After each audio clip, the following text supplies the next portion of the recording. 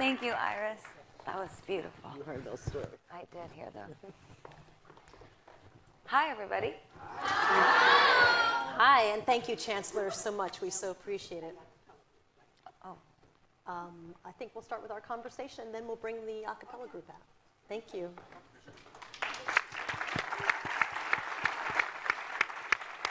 So, it's been a big day. It has been a big day for us. We're very excited. We have, with our hashtag, I am not just, made over 5 million impressions on the internet in about 4 hours. Keep going, keep going, keep going. Take us back a little bit. Tell me about Born This Way Foundation. What was the moment that it started? What was the thing? Well, you know, I started writing the album, Born This Way, and the experience writing the album was extremely therapeutic for me to reveal to myself things that I didn't always want to admit. You know, I think a lot of what we're doing here today, and what I'm hoping that you all take away from this, is that you don't need to or should not feel like a victim in this situation. In fact, nobody can help you more than you can help yourself. And when I was writing Born This Way, I was asking myself how I really felt. I was asking myself how I really felt, how I really synthesized my life, how I synthesized my past.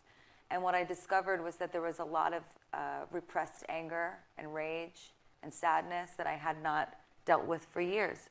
And I looked out into the sea of my amazing fans every night, and I saw, I say this sometimes, like tiny mirrors in a disco ball reflecting back at me. I saw lots of little versions of myself. And the truth is that we share in our stress, we share in our anxiety, and we're here today because it is the parts of our brain that handle stress that also handle our physical pain, our emotional pain. It comes from the same place. And we're here, and we're so grateful to the Center of Emotional Intelligence for embracing us and working with us, because we want to put it out there into the world that there is a strategy for everyone to feel better. But how can we, like the Chancellor was saying, stop telling kids how to do things and what they should do, and start listening to what it is that we can do for you. Most people who are wildly successful stars kind of have a career for a long time, and then when they're thinking about retiring, they say, you know, I should start a foundation. And you're doing it literally in the... I'm a more unconventional type. Yeah, yeah. So... I like to do things backwards, mixed up. But actually, I don't see a distinction between my work as an artist and my work as a staff member for the Born This Way Foundation. I actually crossed out staff. I wrote artist and romantic, because I view them as one and the same. I think anyone here that is has known any of my work or is a fan of my music or my shows knows that I don't deviate from this message in anything that I do. It's part of me, and it is part of my spirit as Stephanie. I said this earlier, and I'll say it again. I invented myself, Lady Gaga. I curated my life to be an expression of my pain. This is how I overcame my depression, is by creating somebody that I felt was stronger than me. But once I went through all sorts of changes, my career taking off, becoming more isolated, you know, nothing was able to fix how I was genetically made. I was born this way. So how do we now, knowing all of that, no matter how much success you have, no matter how many opportunities, fame, fortune, no matter how many people accept you to your face, the person that really needs to accept you is you. And that's why we're here today, is we're going to talk about why it's important to accept yourself, why it's important to empower yourself, and why it's important that emotional intelligence is taken seriously. And I really loved what the Chancellor said. She said, we can't only have an academic standard. We have to have an emotional and a social standard. Sorry, took notes, might yell. Tell me about some of the remarkable young people who you think are doing it the right way. I mean, I've been watching you on your phone, reading all the hashtags and the people who are responding to what you've been tweeting and what everybody's been tweeting. Well, I'll show you right now. You know, I just retweeted somebody that said, hashtag, I am not just the person you see on social media. I am far more, with layers upon layers you never see here, and so are you. So, you know, what we were just speaking about backstage, myself, the chancellor, my mom, my father, my sister, I was talking to Iris about how can I be, you know, the other piece of bread in the sandwich, as she is coming from a space of curriculum and mandates and changing the social standard and the emotional standard within schools using programs. How can we illuminate these children that are being brave on their own every day? And it's more of a philosophy change, a behavioral change, a cultural change, and that's what I'm trying to incite and inspire. We can work with partners as much as possible over the next, hopefully, 100 years that this foundation is running. But what I want to know is, how can we impress to people that this really isn't as complicated as they think it is? I know that you know, we're not holding sick children and saying your check goes here. What we are saying is that this is an important issue. What we're saying is that emotional intelligence affects your future and your opportunities, your ability to live a happy life. It affected my ability to live a happy life. It still affects my ability to live a happy life.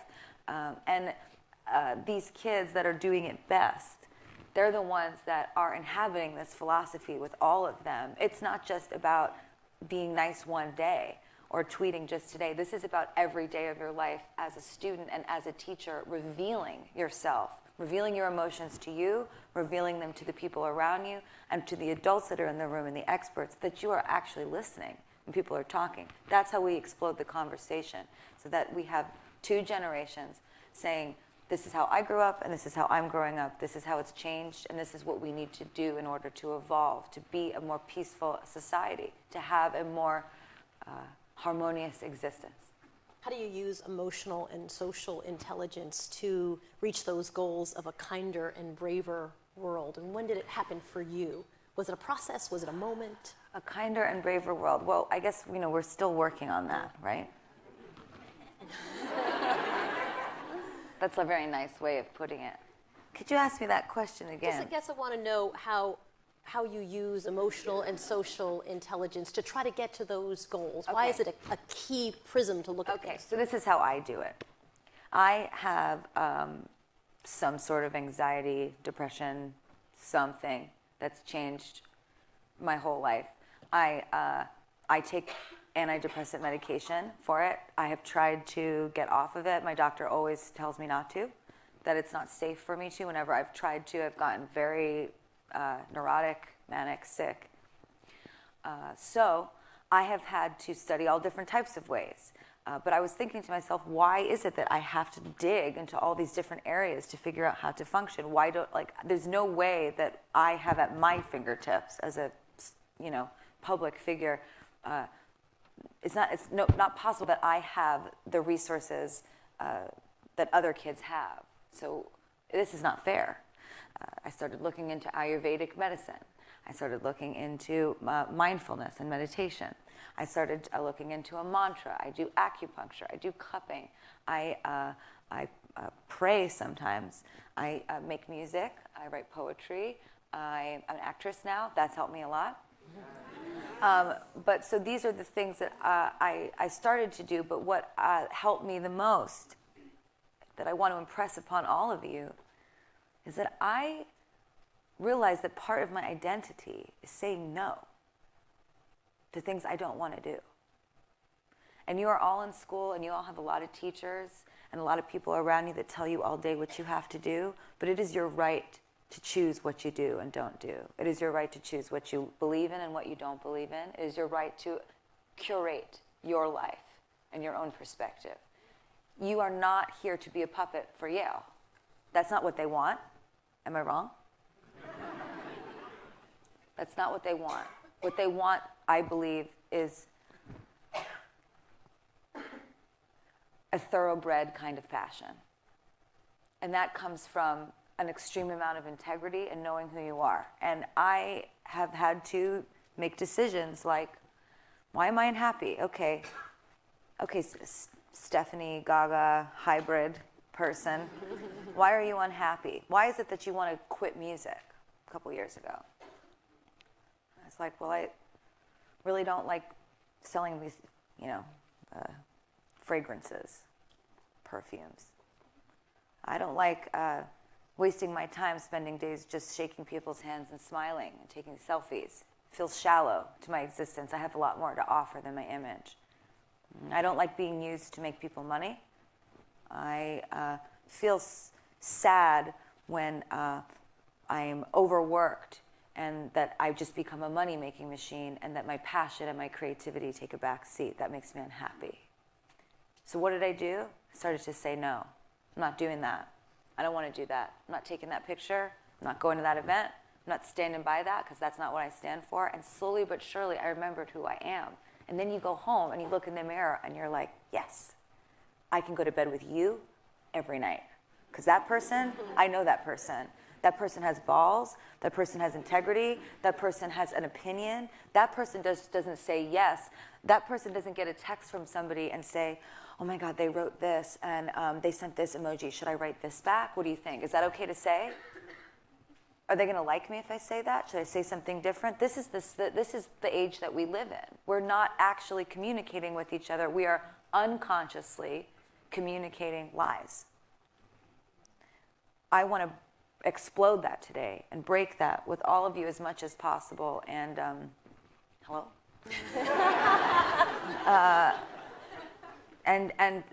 So that's what I would say. So my long answer to that question is that I check in with myself throughout the day, and I say, do I really want to do this? And if the answer is no, I don't do it, and you shouldn't either. Best things that the foundation's done. What are you most proud of? Today.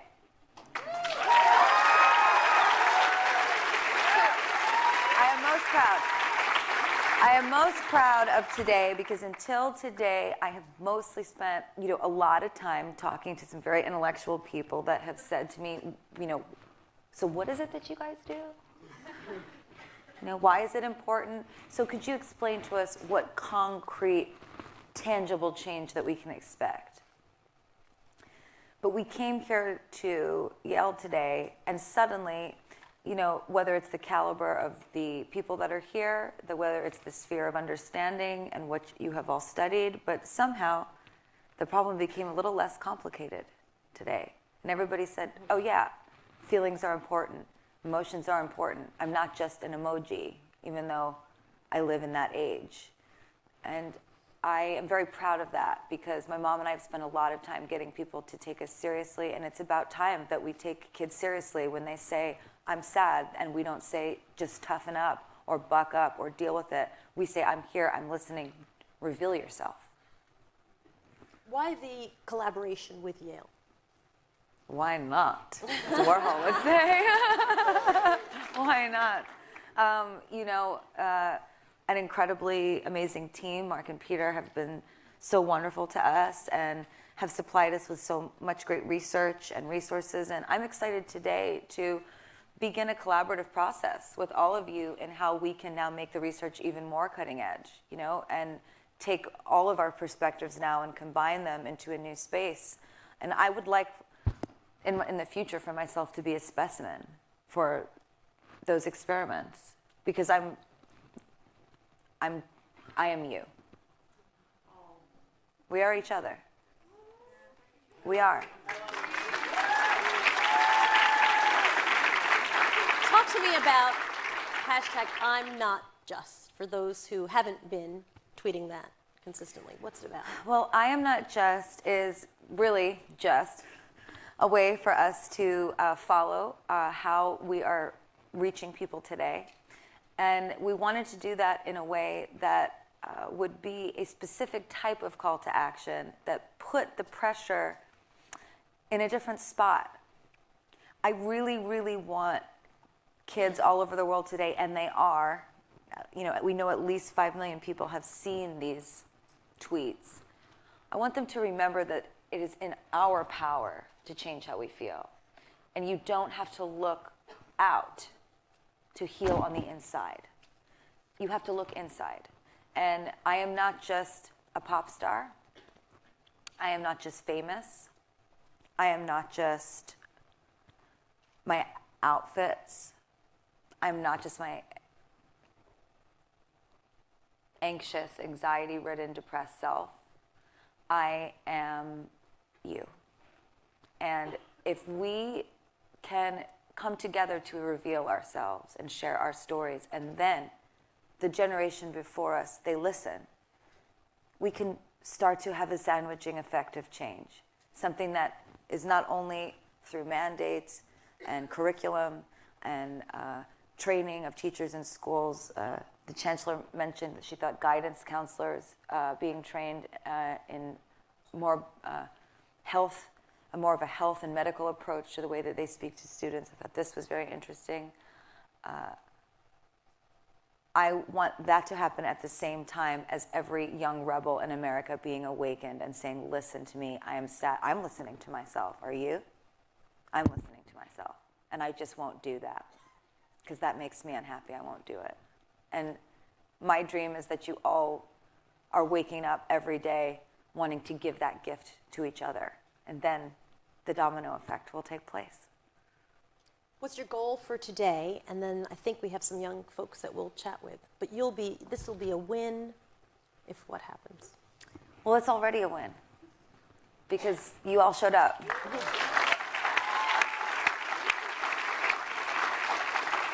It's already a win because you all showed up. And my friend Emma is here today, and she gave this beautiful speech to the adults.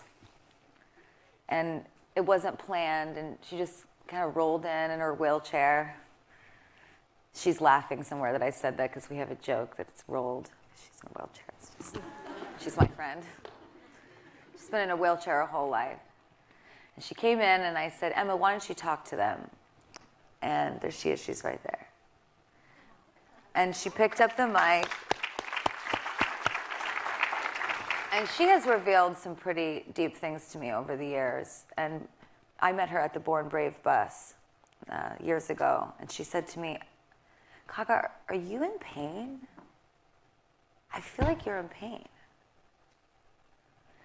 And I'm looking at this girl in a wheelchair who is sweaty and hunched over and looked really in agony. And I said, she has the time and the thought to care about me today? That's kindness. That's true bravery. And I handed her the mic today kind of without a second thought because in my mind she could just inspire anyone. And she looked at me like, what do you want me to say? Oh my God. Hello. And she started to talk. And she said, I've had cerebral palsy since I was a child. And it led to my brain bleeding during birth. And then she said, and as I got older, I was so sad and so depressed and suicidal. And I didn't know what to say to my parents, and they didn't know what to say to me, so we just said nothing.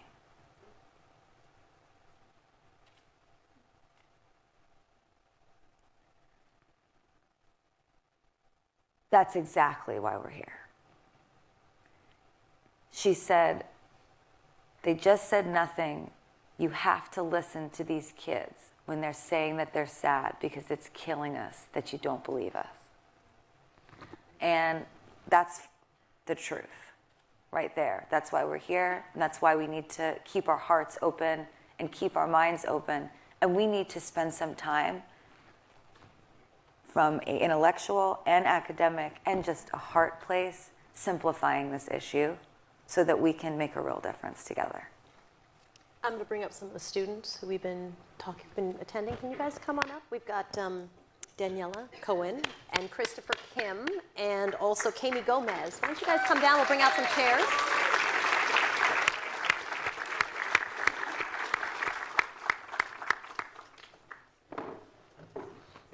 They told me earlier how nervous they were to meet you. I'm so underdressed today.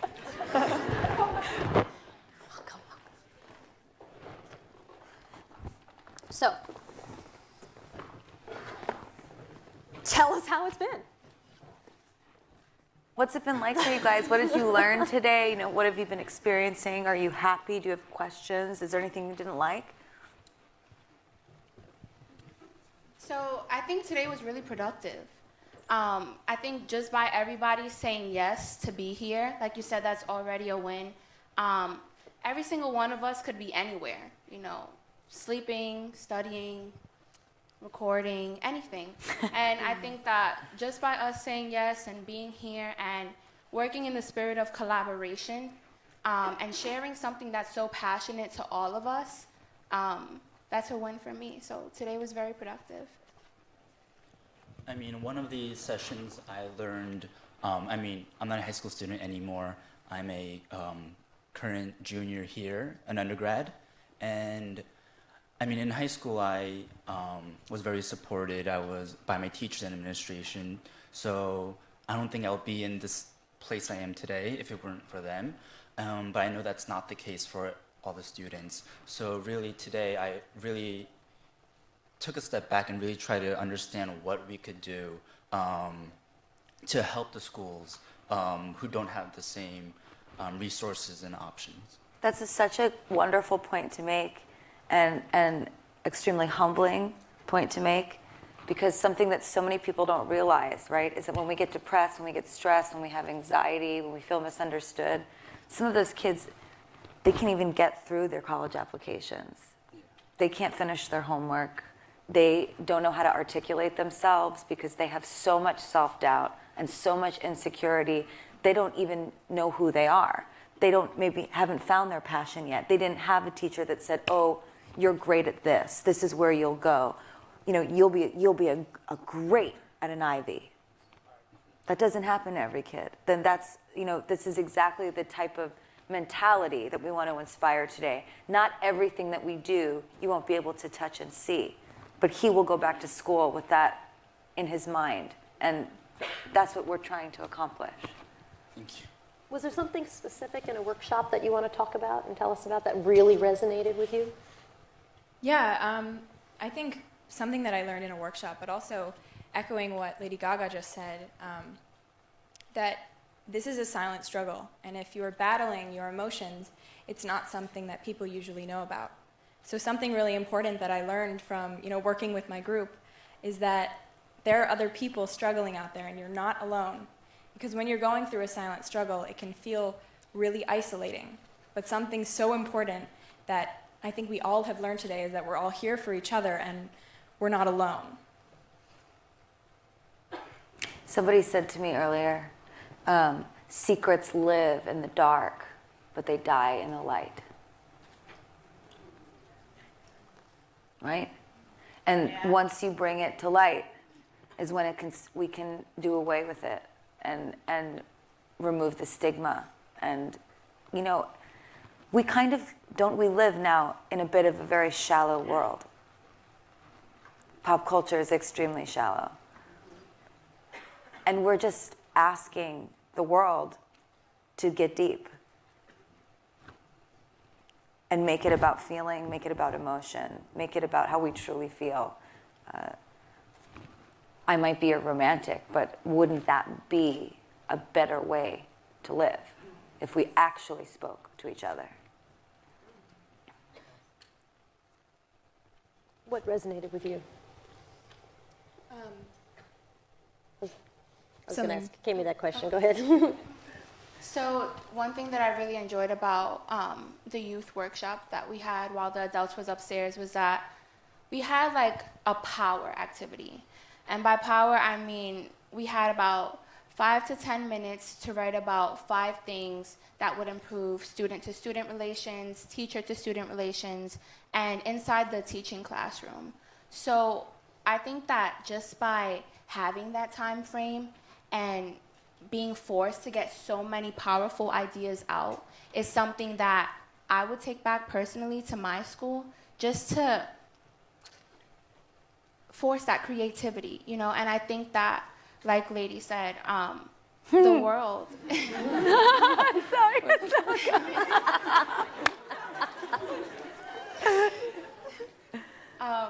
Like world, the world can be a shallow place. And I know for me, I'm from East Harlem, and it's known to be like a really tough neighborhood. And it's easy to get blindsided and think that people are so bad, you know? The world, the society, like everyone is out to get you. And I know even on like social media, just on the internet in general, it's so easy to forget that there's people, good people doing good work. Like the researchers at Yale, everyone from the Born This Way Foundation, and all of like the other partners that we have today. And that's just something that I kept in mind. Just because I came from such a rough neighborhood, you know, and I wasn't exposed to good people, you know. I didn't know there was people who cared about emotions. But because we all said yes, and because we're doing this work together, is really what's gonna make a powerful impact. And that is such an important point as well, because, you know, what we will start to delve into in the future with this research, you know, is, you know, how does the internet and our cell phones affect our stress level? How does looking at a computer all day or reading negative comments, how does that affect our emotions? In turn, what does that do to young people? What does it inspire them to do? What type of young kids is that breeding? If you do research about, you know, people that, you know, are murderers or are criminals or engage in dangerous, illegal activity, there's all sorts of research that show that kids need an outlet in order to express their pain. And so we shouldn't ignore that pain. I just wanted to read something. Sorry, my phone's not dead. I thought it was. I got this from a friend. A couple of friends, actually. I had some great, great quotes today that I wanted to share with you. This is about pain and why I think, you know, it's important to not ignore it, because it can lead to all kinds of behavior that's maybe not true to who you are. It's a symptom of your pain. Pain is good. It is a messenger and one of our most powerful teachers.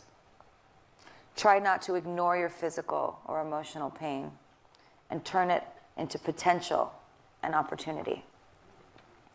Pain awakens the truth.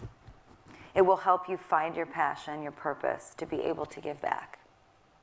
Being mindful, being present and aware of how you feel, how you think, how you move, how you eat.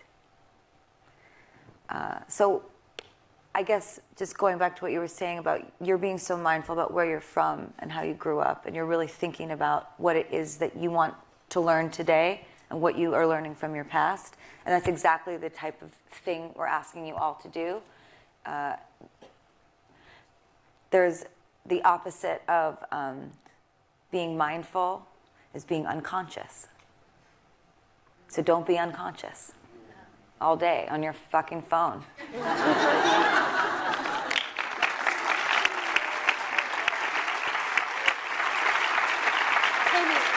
I'd love to know what was on that list that you talked about, that you had 5 minutes to come up with this list of ways that you could make these changes. Give me a couple of things on that list. Do you remember? Well, one thing that I was really interested in was creating career and passion-based projects. Just because school is always academics, and that can allow us to feel some of the negative emotions that we've seen today.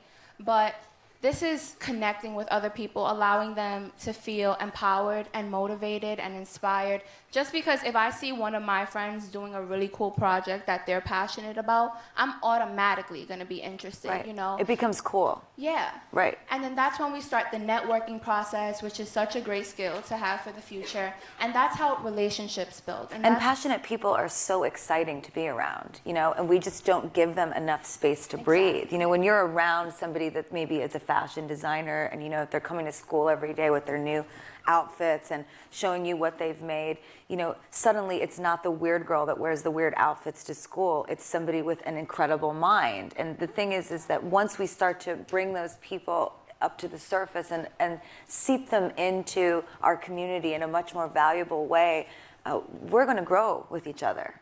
And, you know, I think that's probably the best thing that artists and people they're born a little bit different, born with a little extra creativity, a little extra anxiety, a little extra something. I think this is something that we have to offer the world, is our wild thinking, our reckless behavior, our ability to be fearless. We should embrace that culture of kids. And once we explode them in the classroom, I feel like you're absolutely right. It's, you know, the more academic and you know, intellectual types are going to be inspired by that less rigid approach, a totally different creative process. Absolutely. So I think with those projects and starting the networking process, it also allows for so many students to just begin to think so much deeper. You know, I know a lot of students and just young people in general can get so freaked out when they hear the word emotions. Or let's sit down and talk about how you're feeling today, you know? It's almost a joke, right? Yeah. It's like, is someone really asking me that? Right. You know? So how do you feel? And that's actually a question we get every day. Everyone's always like, hi, how are you? And we always tend to say, fine, I'm doing well, but how are you really doing? But isn't that also just what we do? Do you even really listen to the answer when you ask somebody, how are you? Are you actually listening when they say, I'm good? Do you hear them? Or do you just know they're going to say, I'm good before they say it, and then you're already on to what you're going to say next? Because, you know, I try, when I'm with my friends and I go, how are you? I really want to know. I really try. How are you? Are you really, you know, because you look a little different, so you seem a little, what's going on? And then, you know, suddenly your life has more purpose because you're caring for somebody else's existence, and then they will give that back to you. And then that's when we start that beautiful exchange that is humanity. You know, it's just that what we're trying to expose today is what you're talking about, that our emotions are sort of put in this compartment with a massive stigma around it, that it is just not cool to feel. And we have to make it cool to feel again for a variety of reasons. You know, I'm sure you all know how cheap heroin is now and how many people are dying. I've lost 3 friends in probably the past year. And it's because nobody wants to feel. It's not cool to feel. It's normal to not feel and to find a way to not feel. And I hope that today we can make it cool to feel again and cool to care about it. Absolutely, I agree.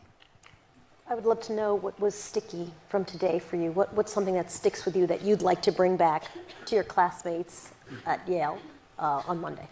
Well, I'm actually in Professor Brackett's class on Mondays at 9 a.m. Oh, God bless you. And I mean, we learned a little bit about the ruler approach and how we should really connect our emotions with adjectives, with words, and really plot ourselves on the grid and on the mood meter. And I think if we had that tool in high school, well, if I had that in high school, and if my friends from other towns and other cities had that in high school, I think that would just change the whole dynamic of how students act and how students achieve academically and socially on different standards through, if we are able to really understand how we are feeling. And by using those types of approaches and tools, I really want to be able to somehow bring that back to schools on a more larger scale, I think. Danielle, I'm curious, do you think that having this information years ago would have sort of changed how you thought about your experiences through school? Definitely. Well, I mean, I think something very relevant to our generation is the fact that we do have social media. This is something that has never really happened with another generation before. So now having that, we can use it for something really good. we're all so connected. So why not try and use it to make it, like Lady Gaga said, more cool to talk about your emotions? Because, being really vulnerable is really uncomfortable. So if we sort of ease into it through social media and make it cool again, that's something that's very tangible that, has never happened with any other generation before, because it's our time. It's us who are the only ones who can do it. So I think that's something very tangible. It's also for us to do. attractive. Exactly. When you're vulnerable, it's attractive. I don't mean that kind of attractive. I mean it generates an attraction. It does. When two people talk to each other, if one person says, "How are you?" and you go, "I'm fine," and the other person goes, "Well, how are you?" and they go, "Well, I came out to my dad today, and that was the hardest thing I've ever been through." All of a sudden, those two people are connecting on a much deeper level. We just don't do that. And, how often do you say, well, I'm not going to tell that person how I really feel, but I am going to really tweet something very veiled today, or I'm going to Instagram something that, maybe they'll understand the subtext of what I'm saying. This is insanity. It's totally insane. This is normal. When what you should do is know that it is your right as a human being to tell anyone how you feel. Be who you are. And we don't all have to be catfishing all the time and pretending. Be yourself. You were born this way. So we have to be brave and fearless, like Lady Gaga is saying. Like all of you today. We're all doing this. We're all doing it together. By you being here and being vulnerable to share your stories and to speak in front of everyone at the school today, you're showing a tremendous amount of courage, and thank you. Thank you a million times. They didn't do this at my college. Is it extra risky when we're talking about social media, when some of the meanest people I've ever not met in person are on social media? I talk about stepping out and being vulnerable, and you don't know what's going to come back at you. You have to be a rebel, in a space where we've done the research that it's like at least 3/4 of what you read on the internet is negative, right? So be somebody that's in the 25%. And that's how a rebellion begins. You have to be the antithesis of the status quo. You have to work against it. And it's not about a reaction. You don't need to react to anything. We need to be proactive in our own movement of positivity. So imagine this. What if everyone in this room started putting positivity and genuine positivity into their social media? Can you imagine the ripple effect that would have? Yeah. Because it really only takes a few people to start a ripple. Or what if, we all just told Twitter that they had to have a standard of morality?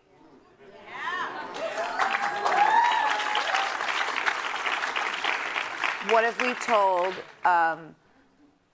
all these major corporations, from an artist's mouth, I am telling you that freedom of speech is overrated. Okay?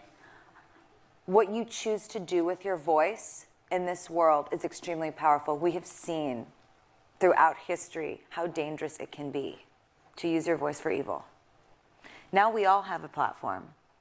But what really scares me is these massive corporations that just have no standards for values at all. It's not my problem. It's your problem. But I'll take your money and we'll go public. Is that what we're going to do? Is that what we stand for as a generation? Oh, it's fine because I still get to post my pictures. Who cares? Nobody's going to remember what you tweeted. But you will never forget all that hateful shit that you read every single day that made you sick at school, that made it and hard for you to read, that made it hard for you to understand, that made it hard for you to focus, get a boyfriend, make a friend, be able to have sex. I couldn't even tell you the number of things that depression and anxiety did for me growing up. All the problems, all the things I didn't even know were actually wrong with me until I realized I was missing out on so much. We have to take a stand against all of this. And it's going to require being really strong and setting an example. And when you get those jobs, all you Yaleys, when you get those jobs, do me a favor and tell the presidents of these social media companies that they are ruining culture.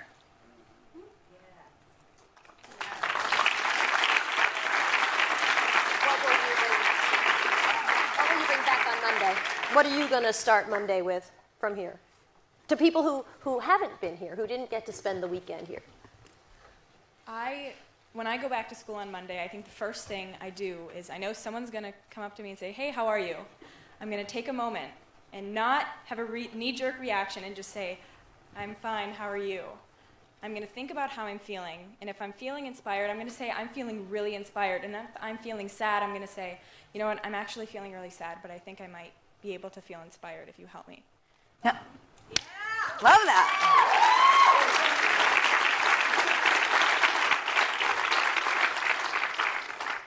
How do you expand the message that you're getting here to each of your schools? How do you grow it from this group here?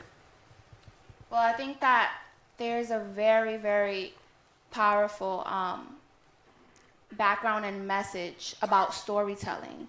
And it's only powerful if you care about your own story. You know, it's one thing to have a story and not share it with anyone, but then you're not serving any purpose. You know, and I think that finding where you come from, finding who you are, taking that time to yourself, and becoming a full-blown alchemist, turning negative experiences into experiences of golden opportunity, and making that your life, you know? You have the power to change your life, and I think that just going to school on Monday, it would be fake of me to say, I'm gonna go around and support everyone. Because unfortunately, that's not the world that we live in. But I know that I can take some time to myself and still figure out my story and encourage someone else to be an alchemist. Yes.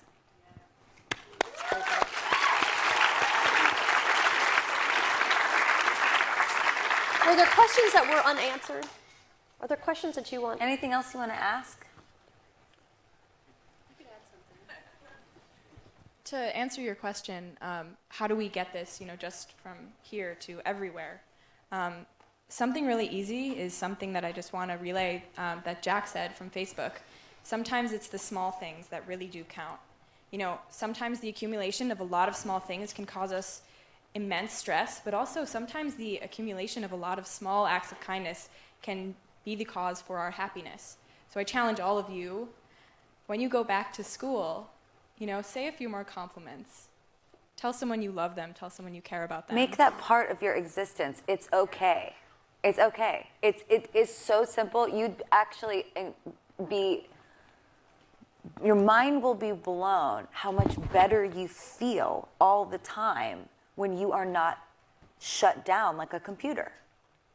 When you actually engage in people that are talking to you and you say, I feel like hell today. And they say, why? And then you tell them why, and then they say, oh, that happened to me too. If you just give that a chance, you are opening up everybody for so much change. And that's what my mom and I keep trying to tell everyone when they say, what is it that you do? You know, Yoko Ono and John Lennon, they used to tell people, you know, give peace a chance. And everyone would say, but what do you mean by that? They meant exactly what they said. That's it, just a chance. And in a very simple way, that's what we're asking for. We want to start a philosophical movement that has all of the moving parts of what you need to affect education and a curriculum and behavioral change. But you know what? Unfortunately, not every kid in this country has a great education. Not every kid in this country has great teachers. Not every kid in this country can afford to eat or go to school. So we have to care about those kids too. And for those kids, it will be about the online change and the person-to-person human connection change. Just being nice. We have to make it cool to be nicer, especially the privileged kids in this room. What will the big challenges be? What will the big challenges be to that? I mean, that's a tall order. So what will the big challenges be, do you think, as you head out to spread that message? I mean, I think to take a step back of what you said before about how the media only publishes negative stories, I think that people tend to think, or people like to think, that they are better than average. So once they read negative stories, negative articles, they feel better about themselves. But if we see only negative stories about shootings, murders, and like horrific events, that's not really making anyone really feel better. But Right. what if the media really started publishing stories and telling stories of uplifting, inspiring events? From the mouth of a young person. Is anybody listening? So I would just, as a member of the media, I will say this. You should demand it. You I mean, should what does it demand mean? it. What does it mean when you see a bomber on the cover of Rolling Stone? What does it mean when we give a politician that has little to no experience free reign all over the world, constantly? It is so reckless. Adults are being so reckless in the interest of impressions and hits and clicks and money, and it is ruining our future. So please, clean it up. Clean it up for us so that when we watch TV or when we are listening to the radio or when we read articles, we read the newspaper, we know that somebody on a very high level has curated it for us so that we can get the best information and knowledge and idea of our world as possible, instead of something that really is only helping the people that are running those magazines. I mean, we're literally putting money in some guy that lives in, maybe Connecticut's pocket. Right, with a nice house and his golden retriever and his 5 kids and the country home, and who needs to make that guy richer? I don't.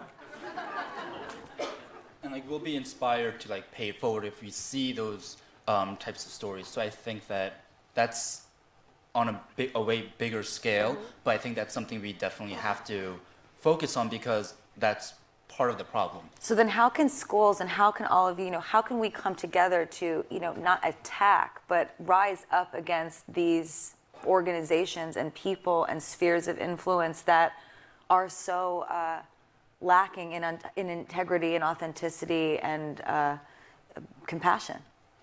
I mean, I don't know the exact answer to how we're going to solve that problem because they make money. But you know that you want it to happen. I know that it has to happen. Who else wants that to happen? Is there anybody that likes reading negative comments? I'm just wondering. I mean, it's okay. Not really, right? Isn't it boring now?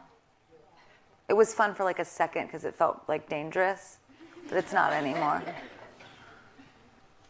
So for our last question, because we only have a couple of minutes left, what do you want people? I mean, what did you say? 5 million impressions. How many I think is it we've now? trended globally today. We did. This conference. So you have a lot of attention of a lot of folks.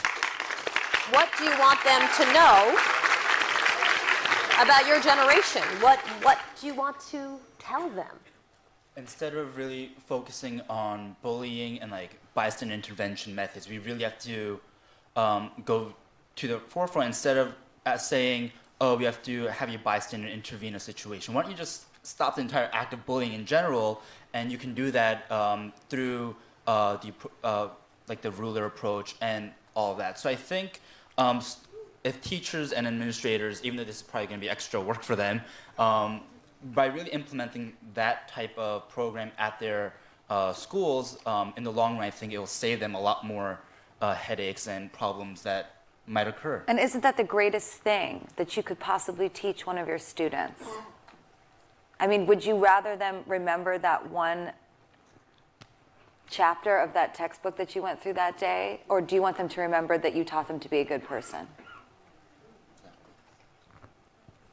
The best mentors in my life taught me that no matter how successful I became, that you be nice from everybody from the top to the bottom. And those types of lessons, I feel like that's what we're talking about, the standards in school. We have to set a standard where it's not okay to act without morality and values and human respect. No person is better than another. Just because social cliques and a hierarchy exists within the school system doesn't mean that teachers should ignore it. It's a great way to end our panel. I want to thank our panelists, Christopher and Kami and Danielle, and of course, Lady Gaga.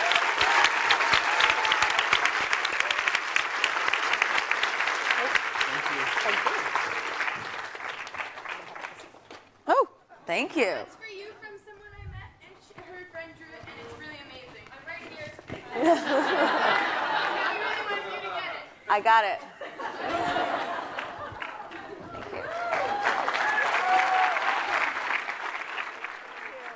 Thank you. Congratulations. Thank you. So proud of you. Thank you very much. Thank you. Oh, you're going to stay up here. Oh, Yeah, don't you go nowhere. don't you bring it. Do we have microphones? Huh? I think, do we have microphones? We have what? We don't have microphones. Oh, yeah, we do. Oh, yeah. Yes, we do. We're just trying to get our act together here. Hey. Hi. It's my mommy. Hi. Oh, thank you. I love your shoes. Let me see your shoes. You don't like mine? He's feeling sad now. Despondent. Despondent.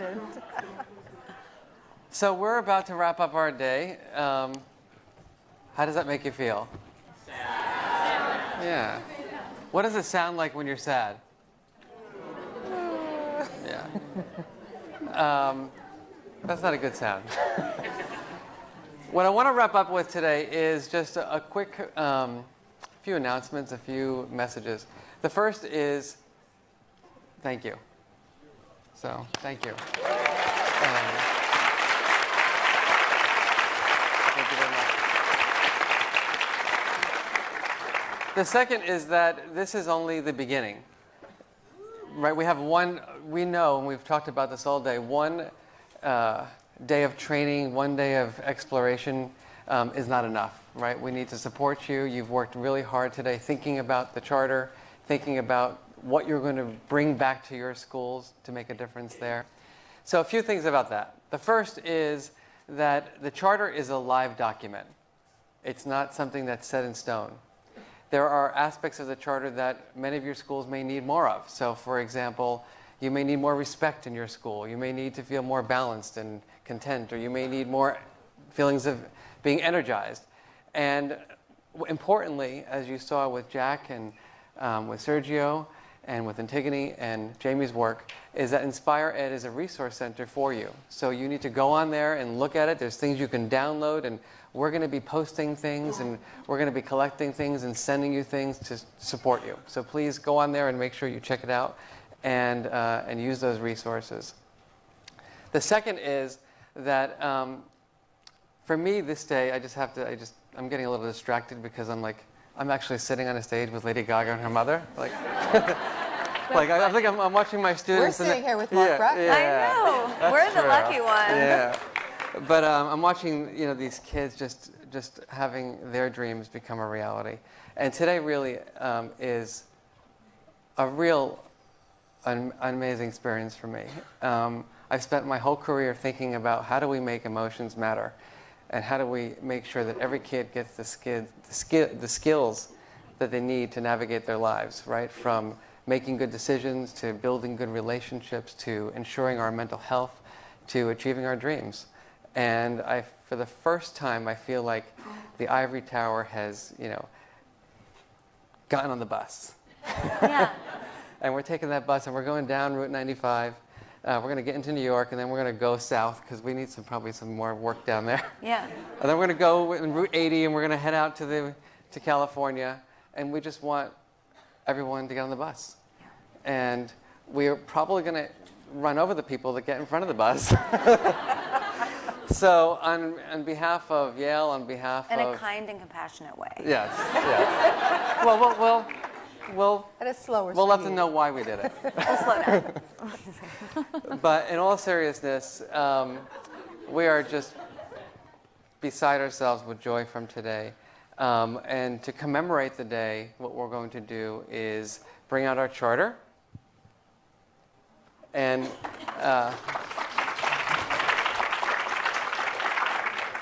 why don't you guys come over here? Should I help you?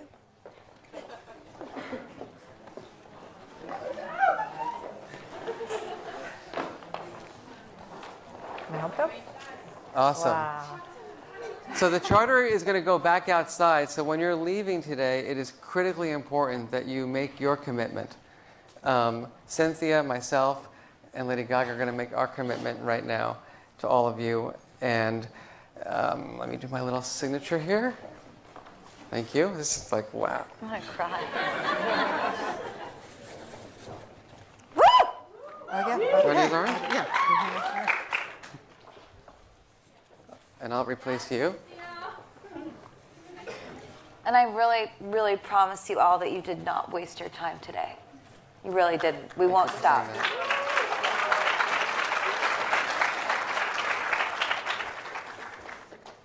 I'm going to sign this 2 ways. Lady Gaga, a.k.a. Stephanie Germanata, 86. Thank you. So, Cynthia, Special treat for you. Oh, gosh. Oh, no. I want to be in the front No, no, row. no, no, no, no, no. You're staying here. I have to stay up here. Okay. You have to stay here. I know, but I wanted to watch it. Oh, you want to watch? Shall we go?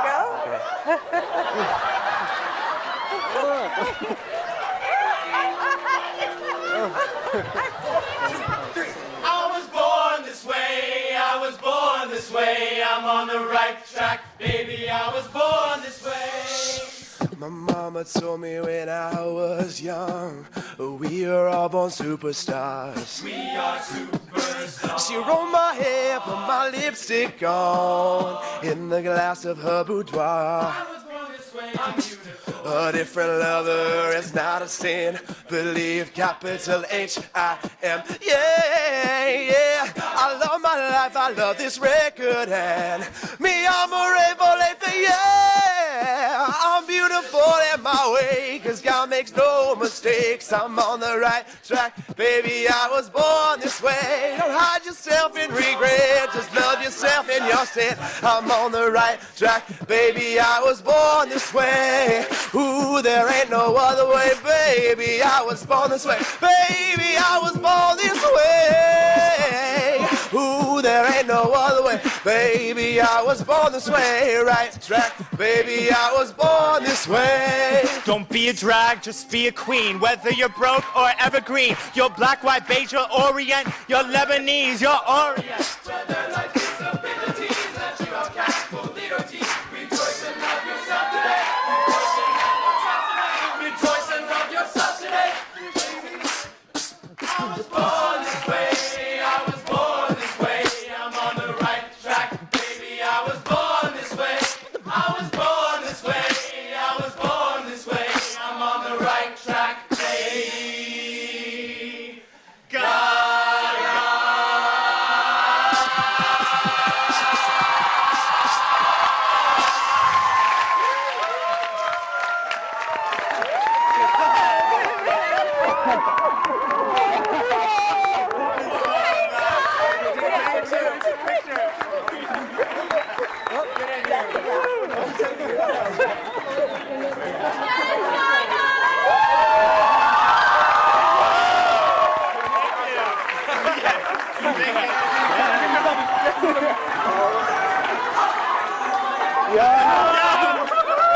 Thank you so much. I hope we did it justice.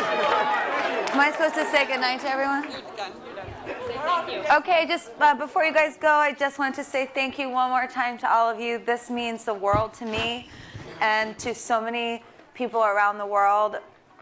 All I can say is that I think it was on the Born This Way ball I performed for 2 million people traveling the world, and they're not all here today, but they can feel you, and they're listening, and they know that what we all started together many years ago over a long period of time is now coming to fruition. And thank you so much for being here and supporting something that is so invisible and making everybody see it.